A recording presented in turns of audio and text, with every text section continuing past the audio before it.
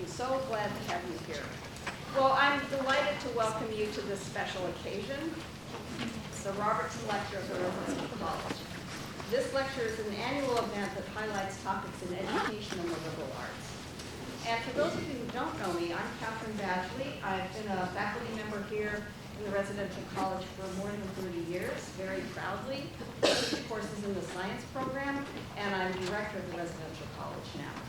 And we are delighted to see so many of you here today, and so many people who are emeritus or emerita faculty coming to greet their old friend, Ann Savageau. And is also excited to have one of our former faculty giving the Robertson Lecture. Before I go into details, I have two acknowledgments I'd like to make. One is the land acknowledgement. The University of Michigan sits on the lands granted by the Anishinaabe and Wyandot people, whose treaties and human rights have been violated many times during colonization of the United States.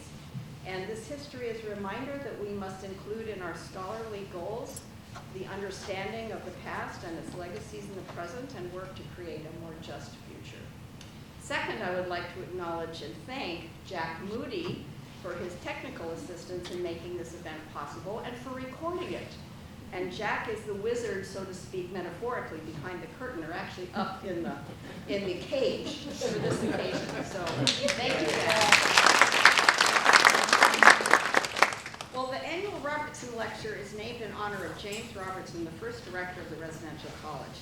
Robertson was a professor in the English department and was also a member of the LSNA Executive Committee. He was part of the original planning committee for the RC in the mid-1960s. These were turbulent times then, as they are now, and at the University of Michigan especially, with fierce debates about the war in Vietnam, racism in society, and environmental degradation. Similar themes to what we're dealing with now. The planning committee was committed to creating a new kind of educational experience, one that created lasting connections between faculty and students, that enabled students to have a larger role in shaping their own educational experience, and that connected college education to the world at large. The residential college came into existence for faculty and students in 1967. Many of the qualities created by the founders of the RC remain its foundation today, including commitment to self-expression, to learning proficiency in a foreign language, social justice, and to experiential courses taught by a dedicated faculty. And thank all of you, past and present, who are the dedicated faculty. Fortunately, James Robertson lived long enough to attend the 20th anniversary of the RC and to see that this bold experiment was thriving. He wrote that his experiences as a teacher and administrator at the RC were the most satisfying of his career. In 2011, the Robertson family established the James H. and Jean B. Robertson Memorial Lecture Fund to address topics in education and the liberal arts. Our speaker today is Ann Savageau, creator of the exhibit of Guardian Figures on display in the East Quad Gallery now. We will have a reception for Ann and for you in the art gallery after her talk. Please come meet her and talk with her. Ann is a distinguished environmental artist. She uses a variety of natural materials and fashions them into remarkable three-dimensional mixed media artworks that have layers of meaning. Three aspects of her background have strong influences on her artwork. She grew up on a farm where daily life depended on the land, and her family saved and reused everything possible. In college, she studied anthropology at Stanford University, which gave her a background and exposure to the traditions of many world cultures. Third, she earned a Master of Fine Arts degree at Wayne State University, which gave her conceptual and practical training in visual arts. She was on the Faculty of Visual Arts at the RC from 1978 to 2003, and then was hired at the University of California, Davis, where she taught until 2014. She is now Professor Emerita there. Ann has received numerous awards for her artwork and an Excellent in Education Award from the University of Michigan in 1995, one of many reasons for her to be giving the Robertson Lecture. Her Guardians exhibit shows the various influences that I mentioned, natural materials, some from a farming context, the concept of protector spirits, which has connections to many world cultures, and great artistic skills. This exhibit was motivated by tragedy, as her artist statement declares. Ann shows us how tragedy and grief can transform us into beings with greater insight and compassion. Please welcome Ann for her talk about art as the highest form of hope.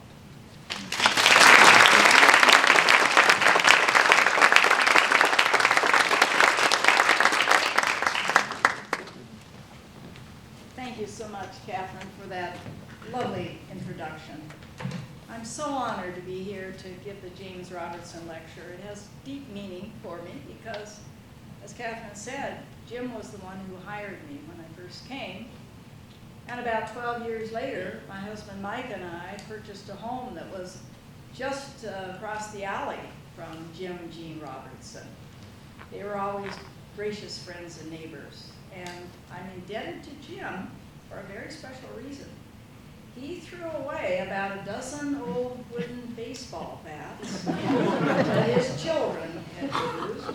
And of course, I had to make something out of them. So we will take a look at this. Okay, why isn't this working? There we go. So, thanks, Jim. So, when I was asked to give this talk, I began thinking about what I wanted to convey about my art and my activism, my teaching, and my life. All four of those are intertwined a lot like this kelp is intertwined that I photographed on a California beach. So today I want to share with you some of the journey that I've had that has led to the Guardians and reflect on what an extraordinary gift it has been to be an artist.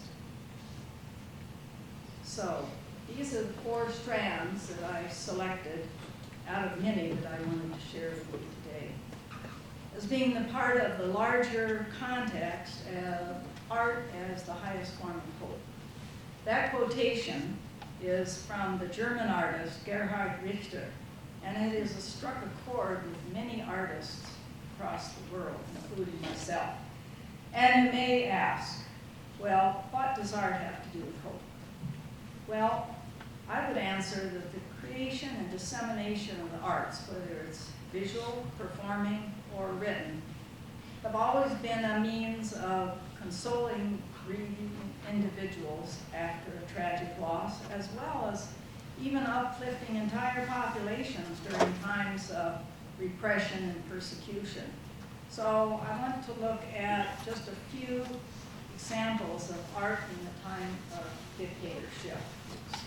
So I think that art and artists have far more social and political and moral influence than they're given credit for. Dictators know this. They see the arts as powerful influences, so they always try to co-opt the arts in service of their power. And they ruthlessly stamp out deviant or rebellious artists. We only need to remember the role of the German film industry, their poster art and their fine arts in Nazi Germany, or the Chinese communist propaganda posters and so forth. And even closer to us, we've seen that the arts are used in ways for oppressed people to counter dictatorships, and that's what's happening right now in Iran. Many Iranian artists have been detained, imprisoned, and even sentenced to death for their art in the Iranian regime. Here's another example.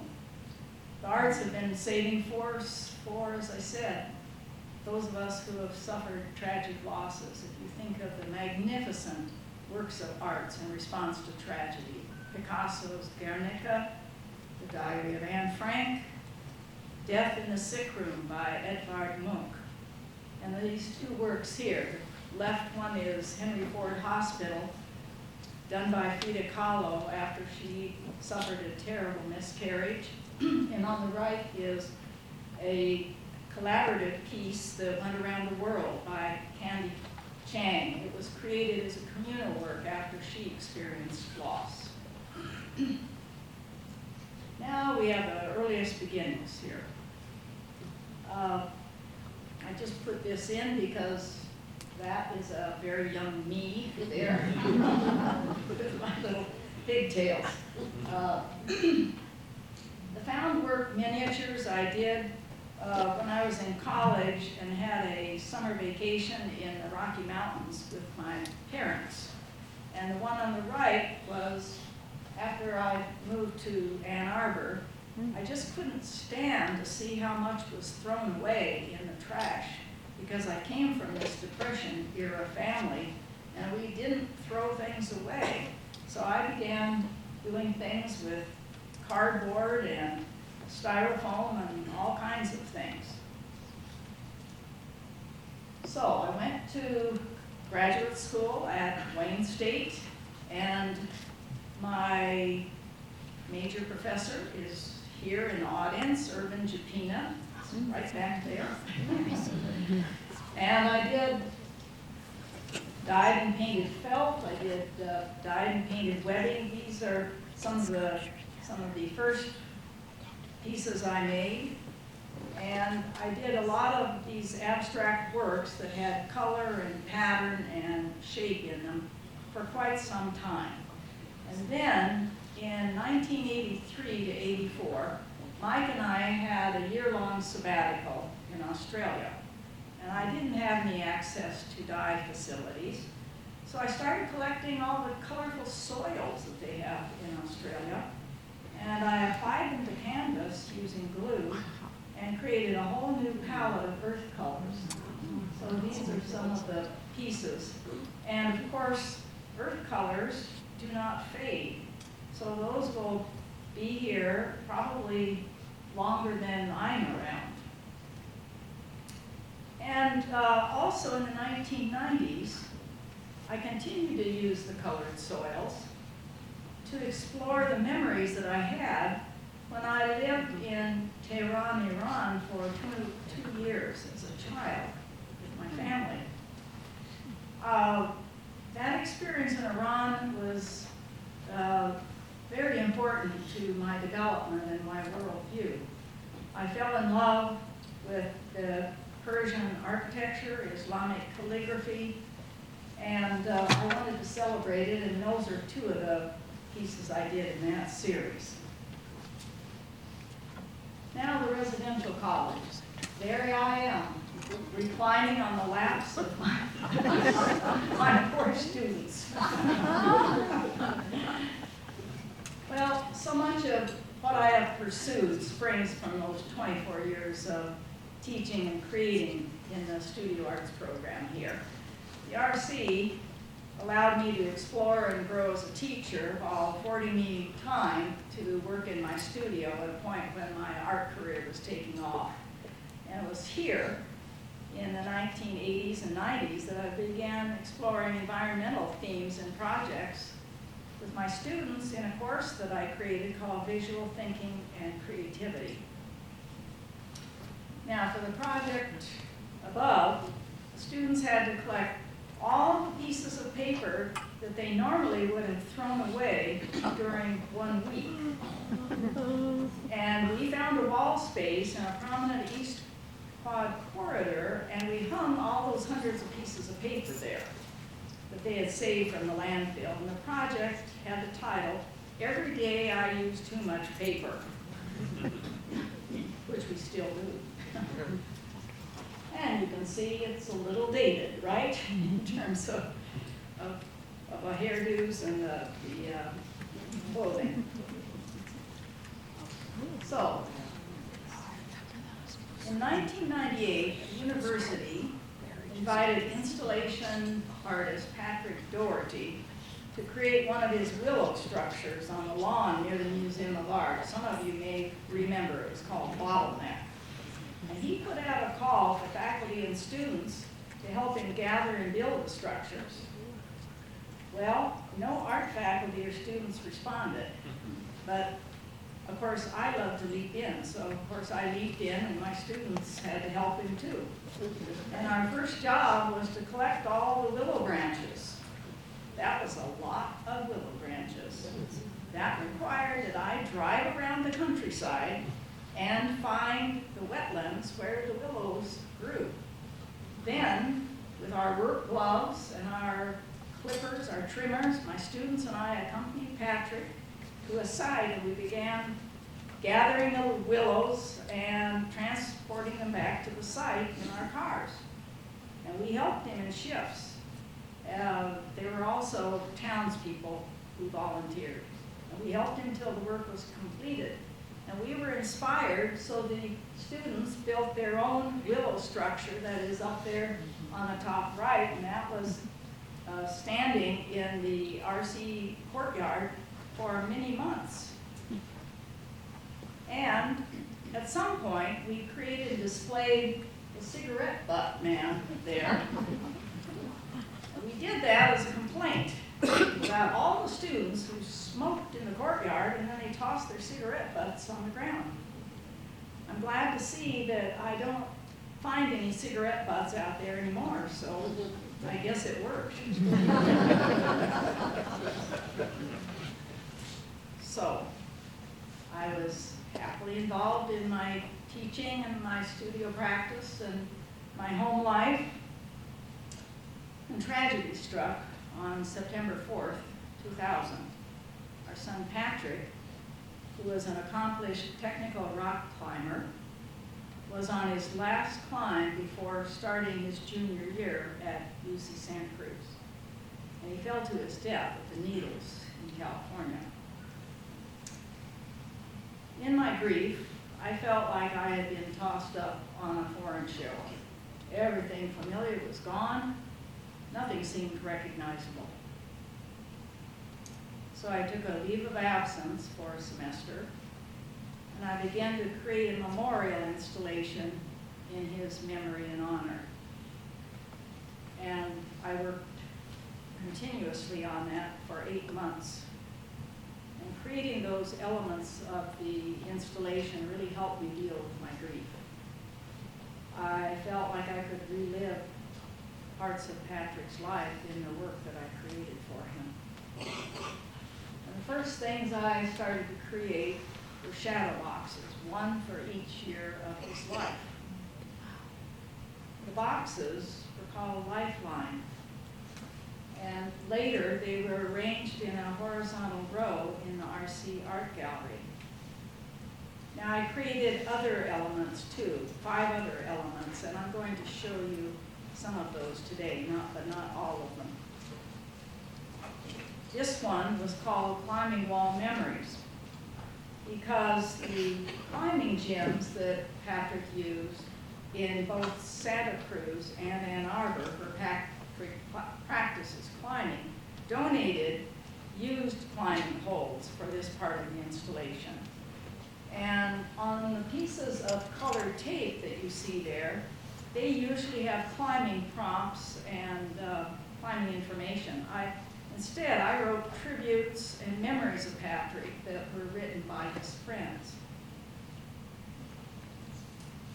And this is another part of the installation. It featured a mirror with Patrick's image behind it.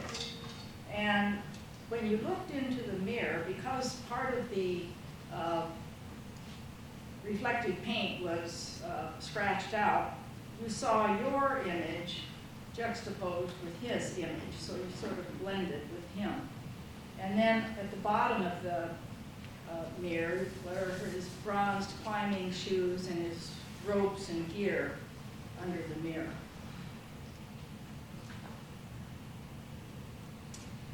I wanted to create a participatory component for family and friends. And so I cut out rectangles of cloth in the 5 colors of the Tibetan prayer flags and gave them to people, inviting them to create a tribute to Patrick. I received over 200 of them, and I hung them in the East Quad courtyard, and they looked just beautiful. Now, unfortunately, that slide isn't very good, but they were just glorious along with the turning leaves. And people told me that they were so grateful to have the opportunity to create something beautiful and healing. Lifeline opened just 3 days after 9/11 in 2001. And in spite of reeling from that horrible attack, in spite of it, the community came out in force to support us, and I still feel very grateful for what everybody did for us. So my 24 years of teaching here were absolutely wonderful. Some of the happiest and most fulfilling that I've ever had. And coming back here, I am so grateful to see so many familiar faces and new faces of students that I have met while I have been here. Okay, now, this is about Prison Creative Arts Project, which is housed right here in the RC. I was walking my dog in the summer of 1997 or 1998, and my friend and colleague, Professor Jamie Paul, ran into me, and she told me that one of the workshops at Jackson Prison didn't have anybody to teach it for a month, and would I take over and substitute for a month? I said, sure, I would do that. I'd be happy to. Well, that 1 month turned into 4 years because I enjoyed it so much and it was so meaningful to me. So every week for 4 years, rain or shine or snow, I would park there, I would go in, get search, leave my personal effects behind and walk out into that very large yard and over into the recreation center where I had a class waiting. So, just imagine yourself being confined for years in a cell that's maybe no bigger than 6 by 8 feet, no privacy, has a toilet and everybody can see the toilet, see you dressing and undressing. Often you'd have a roommate in a bunk bed, and the guards control your life, and most decisions are not your own. You're known by a number, not a name. Your room and personal effects are routinely searched. There are frequent walkdowns when everybody is confined to their cells for hours at a time. It's stressful, sometimes it's violent, and it's incredibly boring. So, the healing power of art is nowhere more evident than in prison, where men or women can use art to escape the monotony and toxicity through creative writing, through poetry, through drama and theater. It all makes such a difference. This is one by Grant Glover.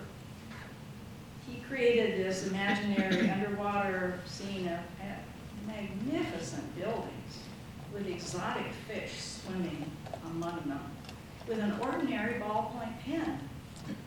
You don't get lots of art supplies at all. And then we have one by Mark Killingsworth called Plight of the Homeless. He created this. I think this is just the most gorgeous, spiritual, deeply spiritual piece called With a Common Pencil. And you don't get a set of pencils, a luxury set of pencils with all kinds of gradients in it. You have to do it with one pencil. But isn't that amazing? The clouds alone are a tour de force.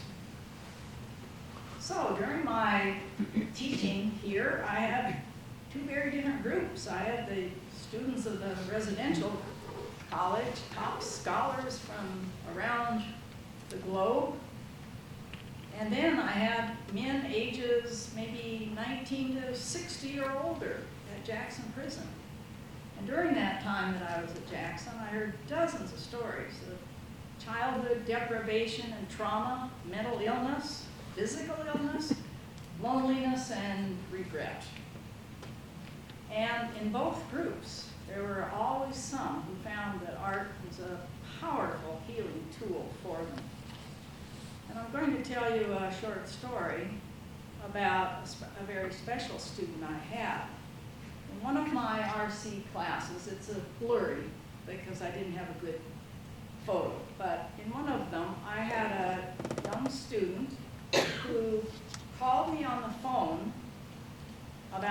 minutes before the first day of class.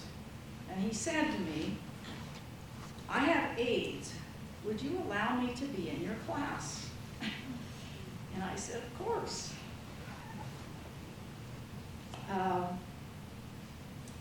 So that was back when AIDS was a death sentence. And several of his class projects alluded to this. And when the class ended, he thanked me for helping him cope with his illness. And he and I remained in contact and became close friends until he died in 1993. Now, when I accepted a faculty position in the design department at UC Davis, I felt happy because I was able to create a new two-course series on the principles and practice of sustainability for designers. And that's a very important skill to have because designers have great power in the kinds of things that we use and dispose of. In researching and developing and teaching these courses, I was inspired in my own studio practice to start prioritizing projects that had a strong environmental activism component. And I spent the better part of a decade focusing on those types of projects, both small and large. My first environmental themed piece was an installation at Washtenaw Community College Art Gallery in 2007, which was titled At the Crossroads. And its theme was climate change brought about by our reliance on fossil fuels and the disappearance of many plant and animal species. And I'm happy to report that Ann Rubin, who is the director of the gallery, is here today. So thank you, Ann, for doing that for me. In 2010, I arranged for 2 of our design students to go to Delhi, India. They spent 6 months there as interns working for a very unique business called Conserve India. And I flew there with them, and I spent 2 weeks helping them get settled and also learning more about Conserve India. Now, this business employs the urban poor, specifically people whom the Indians call rag pickers, who make a living scavenging reusable items from the landfills. And Conserve India trains them to collect plastic shopping bags, clean the bags, and then make them into attractive new products using a secret patented process that bonds them with heat, and that forms a tough, non-woven textile that can be used in a wide range of products, from handbags to laptop cases, guitar cases, etc. So these are the 2 students, Christina and Jenna, with the co-owner of Conserve India, whose name is Anita Ahuja.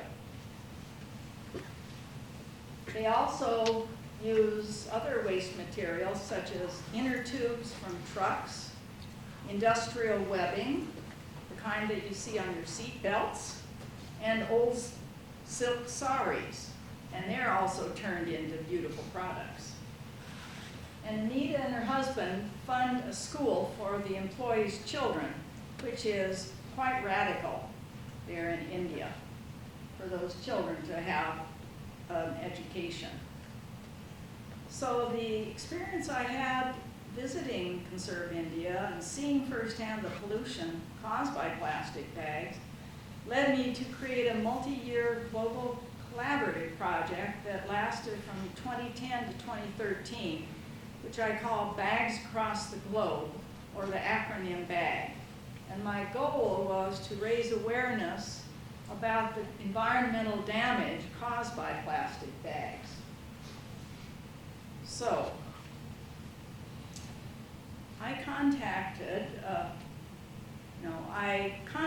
the landfill, and I found out that they have to pay $34,000 a year for one man to pick up plastic bags all day long, every day of the year. That's how bad it was at that time. So I was shocked at how many plastic bags were littering the environment. They're ideal for catching the wind and sailing away and getting caught in the branches of trees or going out into the field, farm fields like on the left here, and then getting disked into the earth and really polluting the soils that our food comes from.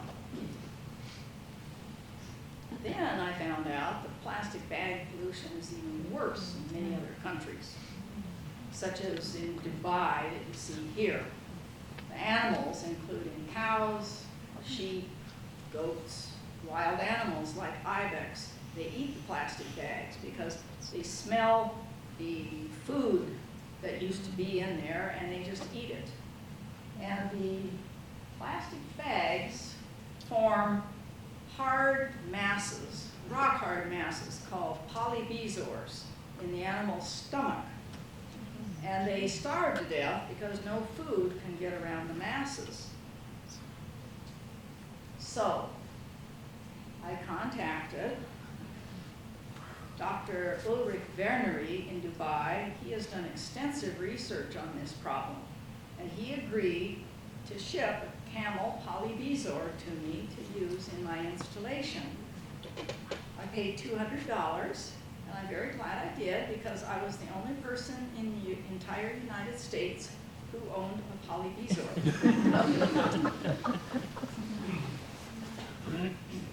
And that was literally this big, probably weighed about 20 pounds. And you note that it also has blue and green plastic rope in it as well. So I decided to propose a very easy, practical solution to the plastic bag problem, a solution that has been around for centuries. Make shopping bags out of something more permanent, like textile waste, which is very plentiful and widespread in every country. Every country has textile waste. So I found out locally that UC Davis campus had two ready sources of it. First, the very sturdy fabric swatches that are used by interior decorators, and those are about so big. Okay? So we would put them together, several, in one bag. And you can see all of these bags have all these beautiful fabrics in them. Normally, those would be thrown away. And UC Davis also had very large vinyl banners. On the upper left and the lower right are vinyl banners. And they could be used for very tough, sturdy bags.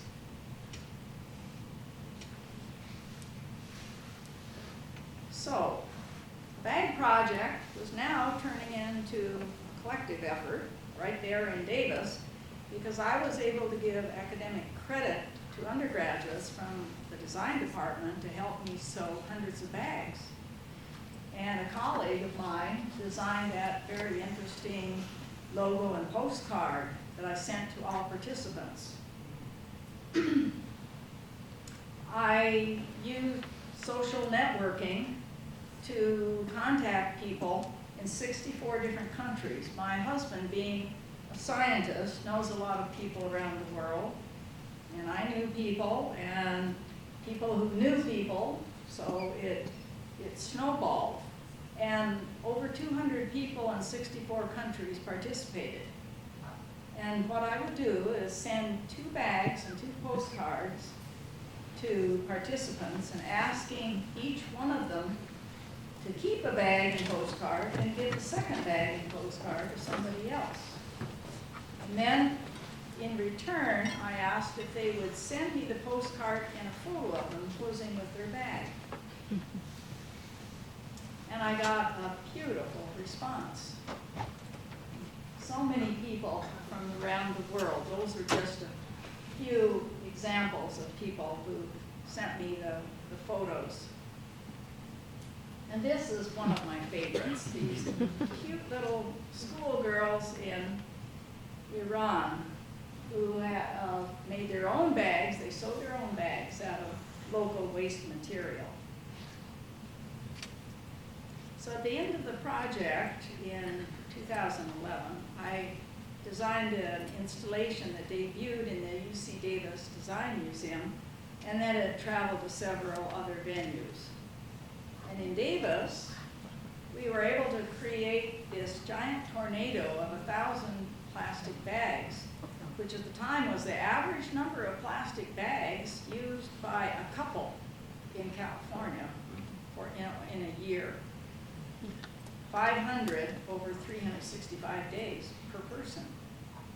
And near the tornado is the camel polybizor, which is being looked at by a visitor there. And juxtaposed with the problem was the solution with examples of shopping bags that my students and I had created, plus, which was really interesting, dozens of wonderfully created handmade bags that participants from other countries sent me spontaneously, which was just fantastic.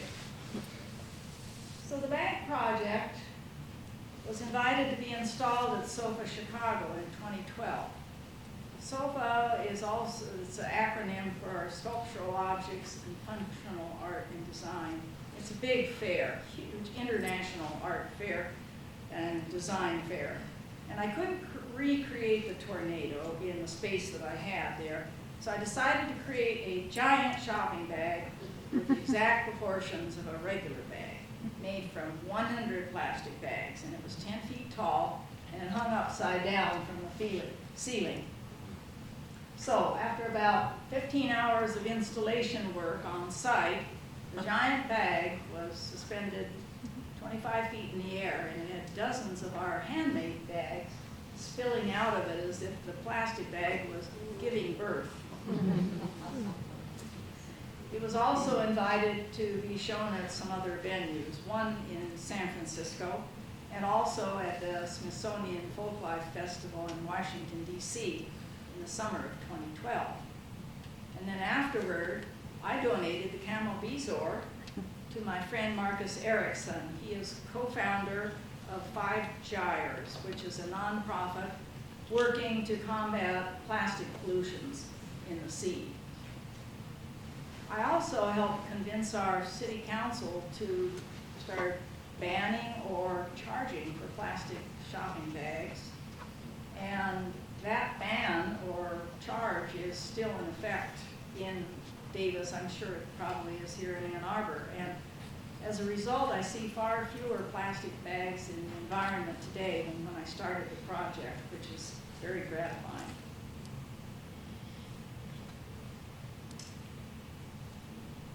Well, in 2016 and 2017, tragedy again struck our family because our 2 surviving children, Mark and Elisa, died within 9 months of each other. And I was feeling really let down by the medical establishment's inability to help them, and personally helpless to prevent their deaths. And I desperately needed a way to deal with this. And I felt like I needed to get back in the studio to work with my hands. And so to process my grief in early 2018, I began the series that I call Guardians. I wanted to create my own personal life-size guardians. Now, in order to do that, I felt like I needed to know much more about guardian spirits that have protected people in almost every culture around the globe that I can think of. As Catherine told you, I majored in anthropology as an undergrad, and that training has always influenced my approach to art and my worldview. So I researched guardians throughout time and across different cultures. And I found that guardians of some kind have played a universal role and still are in very robust forms in many parts of the globe, even in big urban settings. And some of my inspiration for pursuing this theme was drawn from countless examples of guardians in human culture around the world, although none of them at all reflect a specific culture. They are out of my own brain. So, I want to show you a few examples of guardians. I found this. The Tucuna tribe of Brazil, they dress in costumes and dance to celebrate the pink dolphins that are in the Amazon River. And as you probably know, the Amazon is drying up very rapidly. And I do not know what's going to happen to the pink dolphins. So it's pretty scary. Then is the Ukrainian Motanka doll, which I thought was really interesting. It's still very popular, especially because of the war with Russia. And these dolls date back at least 5,000 years. And it's either faceless, because it's believed that the spirits cannot inhabit a faceless body, or it has a multicolored cross on it, which is a pre-Christian solar symbol. So these are talismans with protective and healing powers. And people in Ukraine usually give them either to newborn infants or newlyweds or other people who are ill and need protection. Now, in certain countries in Europe, there's still a very robust tradition of masked figures with elaborate costumes that perform typically in winter solstice rites. They're very fierce looking.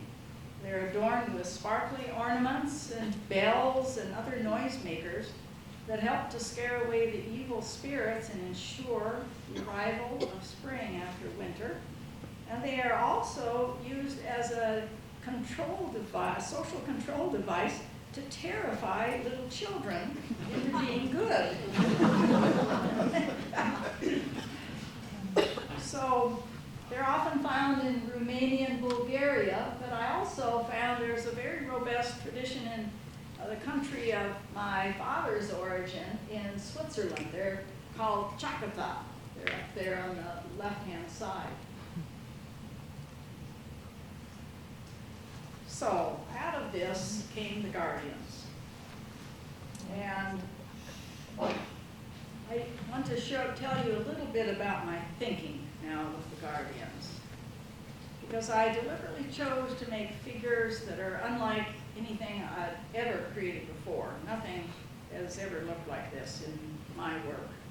Ones that I thought would be accessible and appealing to a broad audience, including people who are not museum and gallery attendees on a regular basis, and of all ages and ethnicities and religious persuasions. So my favorite shopping place, which you see, is the beach. And the cast-offs and detritus that I've used in the figures up in the gallery have been an metaphor for my own emotions. As I told you, I felt like I'd been tossed up on a foreign shore. And I had to build a whole new life without the familiar, beloved family members that we had lost. So at the same time that my husband and I were rebuilding our family around our two motherless grandsons and our widowed son-in-law, I was working in the studio to create this universe of benign protective beings to guard us against further loss. So this is the statement. I won't read it, I'll let you read it. But for me, it summarizes what I was doing when I was creating the guardians.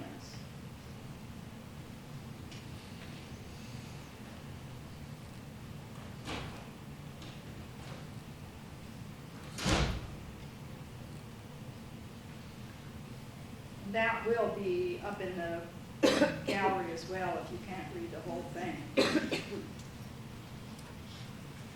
I worked on those 17 guardian figures for 2.5 years, as I said, starting in early 2018.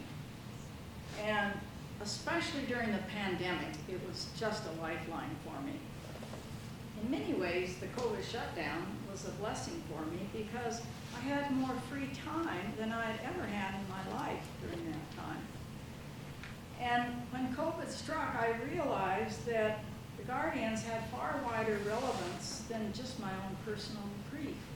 So I started creating figures around issues like the pandemic, war, conquest and slavery, environmental destruction, human trafficking, things like that.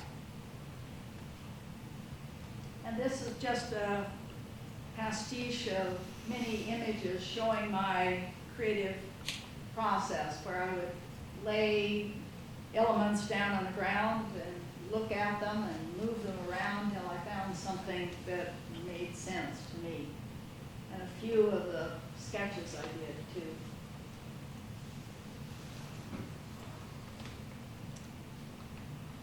So I was invited to install the guardians first in the UC Davis Design Museum in fall of 2021, just as our campus and this campus were reopening after COVID. And the response was just overwhelming. Hundreds of people and classes visited it, and I think that everyone felt the need to express in some way the trauma that they had experienced during the pandemic. So in the 17 figures that you will see, they're all made of the detritus that I collected in various places. And the history of each piece's making or growing and its use and its life as a discard determine its shape, its color, its texture. And I find that so fascinating. For example, in the upper left there's a piece of wood that I used for the head. And then the chunk of redwood that is there on the lower left is redwood driftwood. And heaven only knows how long that stayed in the ocean and was floating around and being battered. And it's full of holes. The holes are made by a marine mollusk that they call a ship's worm. It has a very powerful cutting device on its head and can drill right through ships and cause billions of dollars of damage to ships.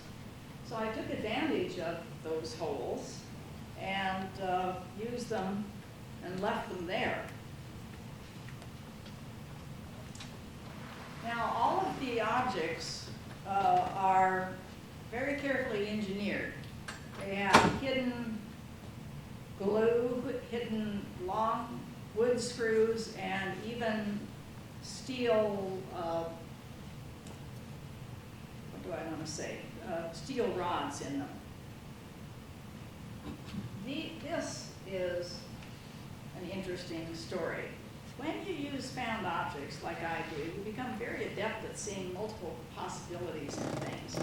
So I had a pair of broken hair clips, and instead of throwing them out, I used a sculpting compound and I attached agave spines to them to create the sharp claws on the figure that I'm going to show you.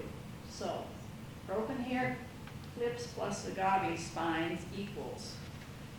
There we go. That figure right there. So the iterative process that I've used to create each of the figures depended on having a large array of miscellaneous found materials available to try out. And by the way, I have a very patient husband. In some cases, the figure came together quickly, and in other cases, it might take a few attempts till I found the right combination. For instance, in this one, we have a pelvis bone from a deer as the head, plus antelope antlers, and those are attached to a driftwood body, and it has cow rib arms and chair legs for legs. And on the torso of this is written, "May God protect you," in 39 different languages, along with protective symbols from multiple cultures. So I have seen countless people examine every inch of the surface looking for their own language, and I think the discovery of their own language makes the piece more personal and meaningful to the viewers.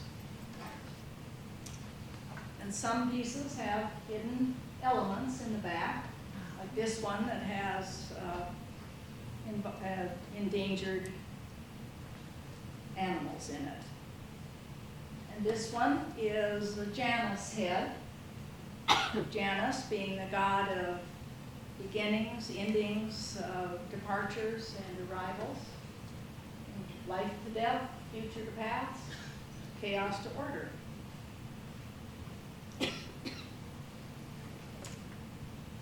We installed a message board with pegboard, and we got 400 messages on that.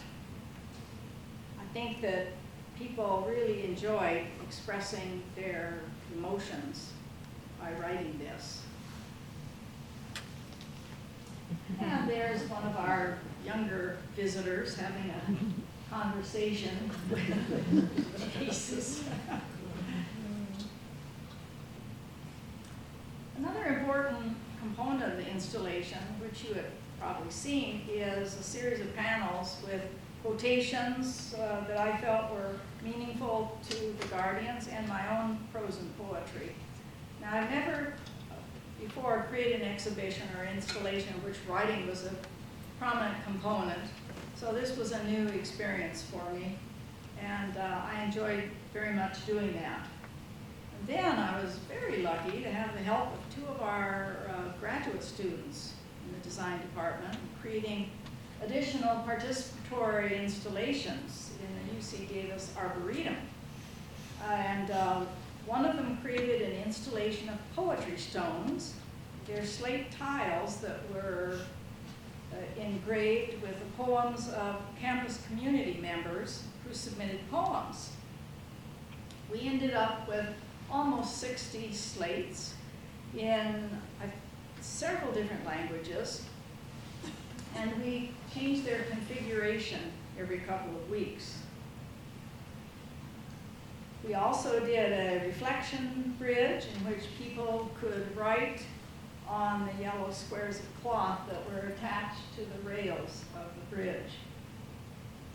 And then, finally, one of our graduate students came from Iran, and she did a project based on a very ancient Iranian tradition called dakhil, which is the writing of prayers or wishes on strips of cloth, which are then tied to ancient sacred trees or to the tombs of saints. And that proved to be a big hit. And there were hundreds of messages on that one as well. And then we get to this wonderful piece that I will just read because it's from one of the students who said, "I think of the guardian who I have titled the deer in my notes. Its body covered in all forms of languages and symbols that declare divine protection. And for me, this work of translation resonates in each sculpture. All the pieces of detritus marinated with so much history and pain, molded by your hands to bring out the hidden meaning now lost to us by time. This is a work of emotional archaeology, or rediscovering the emotions embedded within us that we never translated. Thank you for providing a voice to the Guardians and allowing them to speak to us once more." I thought that was very eloquent. I love the phrase emotional archaeology. That's very rich to be explored. Well, I could go on talking about the figures, but we are running out of time, so I would be very happy to talk to you during the reception. And in closing, I just want to thank all the students that I've met during my time here, and the faculty and the public who have taken the time to visit the Guardians. Especially your written comments that are up in the visitor book have really expanded my own understanding of the Guardians and how they affect people. So it makes it more of a communal than a private endeavor. And Marcel Duchamp said the same thing. He said the creative act is not performed by the artist alone. The viewers bring the work into contact with the external world through interpretation and thus add their own contribution to it. And so thank you for attending, and you're adding your interpretations to the Guardians. And now I'm happy to answer questions. How do you want to do this? Is there a people just shout out, or is there a microphone? I can circulate first. He looks like he's coming, yeah. And while that's happening, let's give Dan a thank you.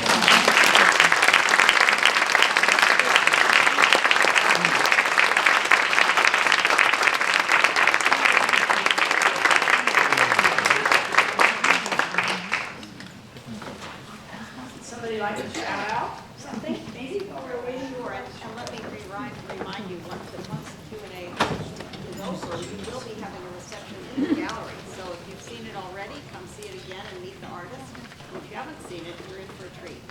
So anyway, does anybody like to ask a question? Yes. I just wanted to share, thank you, Ann. My name's Craig, I'm in the RC, and I think I talked to you recently. I just want to let you know that the work inspired me to steal your idea. And at the Pioneer Provincial Park on Lake Huron in Canada, recently I was there and I started collecting detritus, which is a new word for me, thank you. And look forward to attempting. It will be nothing like your brilliant work, but I just want to thank you for inspiring that in me. And it's one of the most emotional experiences I've had walking through this exhibit that I can quite honestly ever recall at any sort of artistic gallery setting before. So thank you very much. Thank you.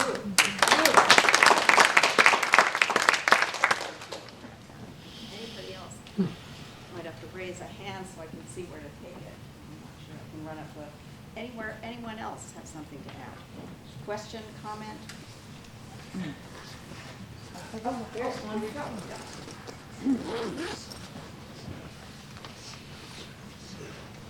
Hope. We put hope as the title of this part of the title. Can you talk about that hope, please? Yes. Well, I would say when you suffer a grievous loss, that I'm making personal, if you do not have hope that things are going to get better or that healing will occur, that can be very destructive and dangerous. You have a choice when you lose people. You can either sink into a quagmire of despair, or else you can start rebuilding and enjoy the life that you have, even if it's a different life than you had expected to have. And that's a beautiful comment from Joseph Campbell. I have to paraphrase it, that we must let go of the life we had expected or imagined in order to enjoy the life we have. And I think that is words of wisdom for everybody. So that's how I see hope. I'll just add to that. I think that's, for me, that was, I lost my husband 2 years ago, so I was also familiar with, adapting to a new life, and that quote really spoke to me Yes. wonderfully. That's right. See Cindy? Thank you, Ann. This has been an absolutely wonderful exhibition and talk. I do have a question.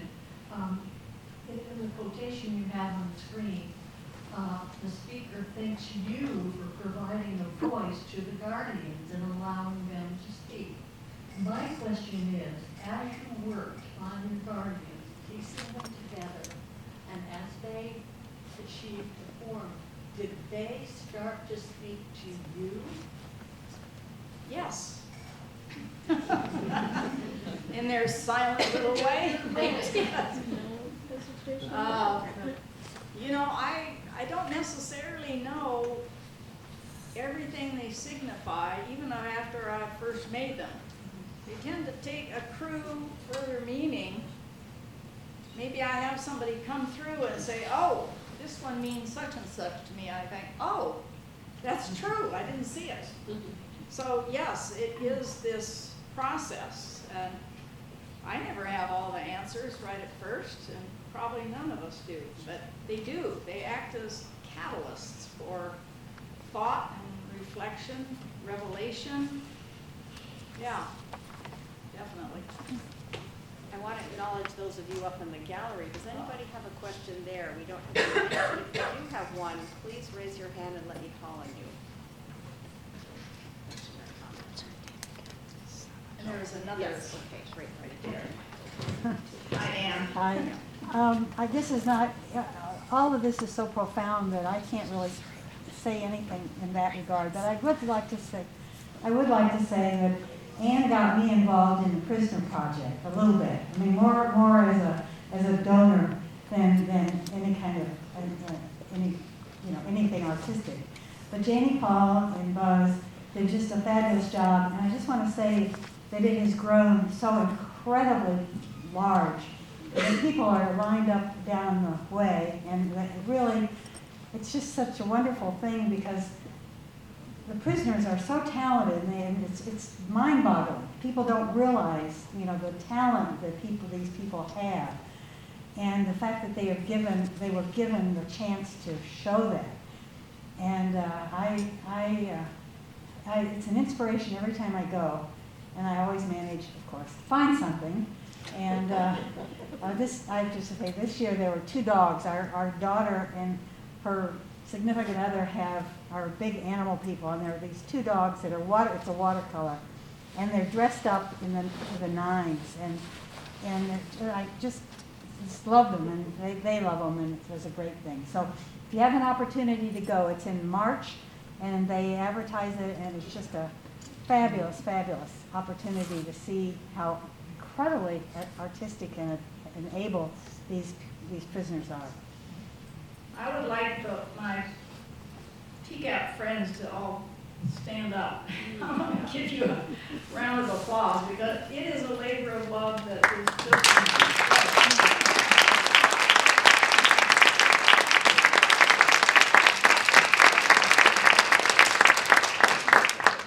And it's also a wonderful manifestation of art and hope. Yes, it is. Great deal of hope to those It means a lot.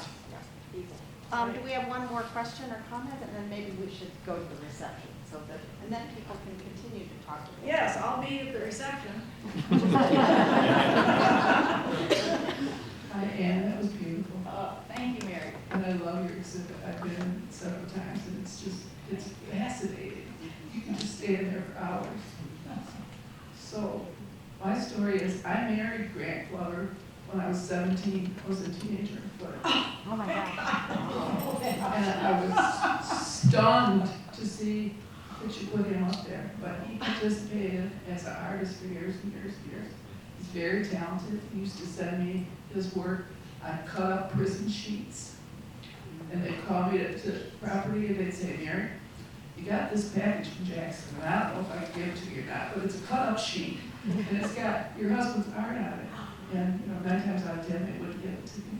I ended up sending this home. But he's now been incarcerated for 48 years. And, folks should know that there's only over 20 prisoners in Michigan that have done over 50 years. The average time served now is 15 years.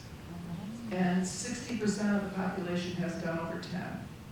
So these are artists that, despite everything life is thrown at them, or that they've created themselves, they've continued to do their art and to participate with PCAP, and they love us all dearly, and I think of them every day. That's right. And they give us so much back. They gave me such incredible respect and love, and they would create the most amazing hand-drawn greeting cards with little messages in it and give it to me. I'm in tears just thinking about the things that they gave me. They had no money to buy gifts, but they created gifts that were far more meaningful than money. I'm sorry, but I have to Yeah, add to please, what Mary please, just of spoke on. I'm a curator with the PCAP program. My name is Martin Vargas. I was inside and I was I went in when I was 17, and I came out when I was in my 60s. Art, like your art with grief, enabled you to survive a horrible experience. There are so many artists, like the lady spoke on earlier about the dogs, and there, myself, and so many other people, that PCAP has enabled to take that grief, that sorrow, that pain, that chaos, that confusion, and turn it into art that so many people have seen here for 30 years. PCAP has been going on for 30 years, and it will continue for another 30 years, I'm sure. But I was watching some of your pictures up there, some people from Iran, some people from Ukraine, all the artists that created work with garbage bags, with found objects. What you spoke on about them, you are also, and I know this for a fact, speaking about the artists inside Michigan prisons, because we find objects, we find little dried flowers, we find feathers, we find so many things that we can create art with from things that are just thrown away in the garbage. And I encourage everybody here, just like the woman up there did, you know, go to these art exhibits that go on every single year.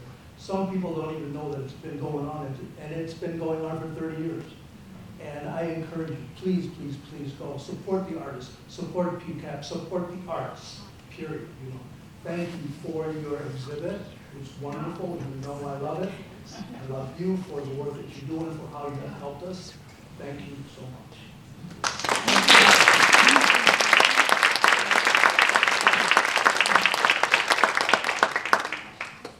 Well, that's a wonderful segue to the reception, which is right upstairs, or for those of you in the gallery, or in the balcony, just down the hall. So let's retire there, and then we can enjoy meeting, talking with Ann, and also seeing the Guardians once again. Thanks again to all of you for coming.